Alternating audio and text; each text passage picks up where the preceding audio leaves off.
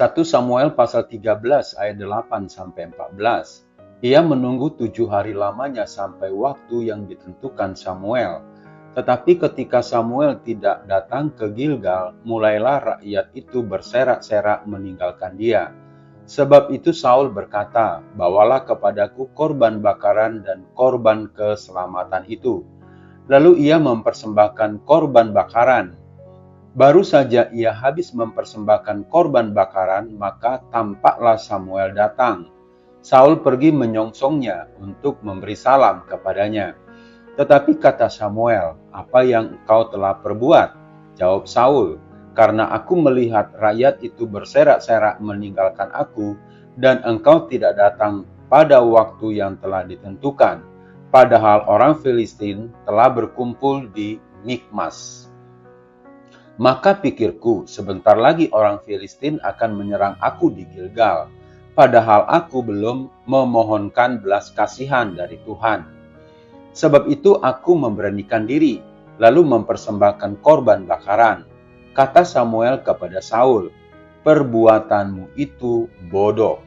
Engkau tidak mengikuti perintah Tuhan Allahmu yang diperintahkannya kepadamu.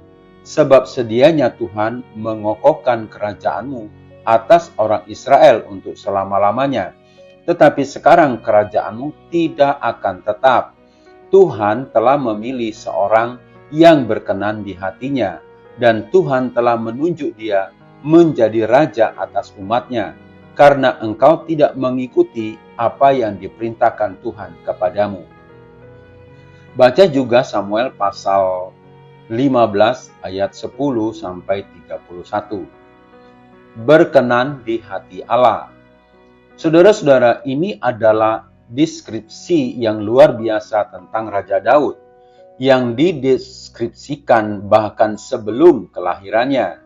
Ketika Nabi Samuel memanggilnya seorang yang berkenan di hati Allah dalam 1 Samuel pasal 13 ayat 14, atau dalam versi King James Version, "a man after God's own heart." After di sini memiliki arti mengikuti pola. Daud digambarkan sebagai seorang yang hatinya seperti hati Allah.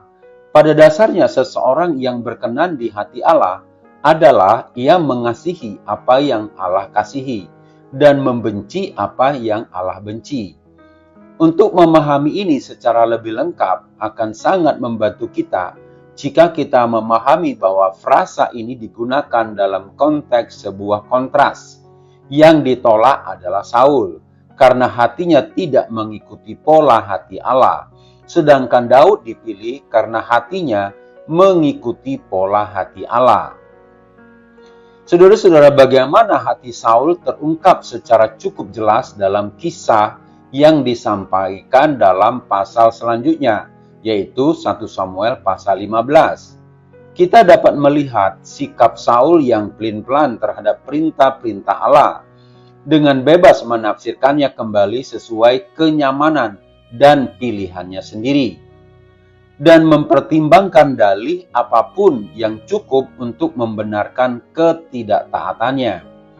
Kita dapat melihat kelemahan serupa dalam pendekatannya kepada penyembahan kepada Allah. Menganggap datang di hadapan hadirat Tuhan Maha Kudus dengan hati yang tidak murni sebagai hal yang sepele.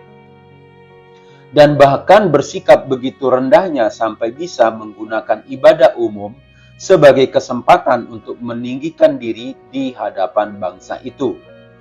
Bukankah saat ini ada banyak orang yang mencemari tempat kudus Allah dengan motivasi yang sama, yaitu meninggikan diri, memimpin jemaat dengan mengikuti kehendak sendiri, bukan dengan cara atau pola yang Allah kehendaki. Sebaliknya, hati Daud mengikuti pola yang sama sekali berbeda.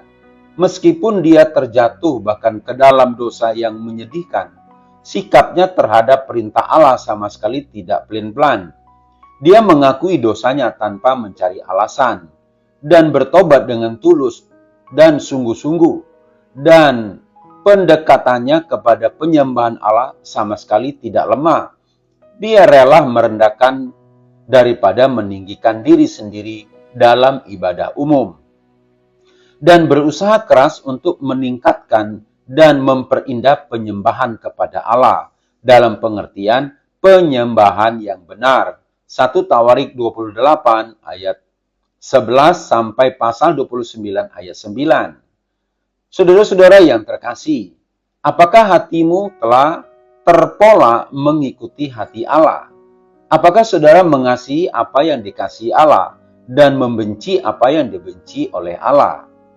Ada baiknya bagi kita untuk memeriksa diri kita sendiri dalam dua bidang yang telah dipertimbangkan di atas. Sikap kita kepada perintah Allah dan pendekatan kita kepada penyembahan kepadanya. Supaya jangan sampai kita ditolak seperti Saul. Saul takut ditolak manusia, tetapi tidak takut ditolak Allah. Saudara-saudara, sungguh senang belajar firman Tuhan, sehingga kita semakin mengerti apa yang berkenan di hati Allah.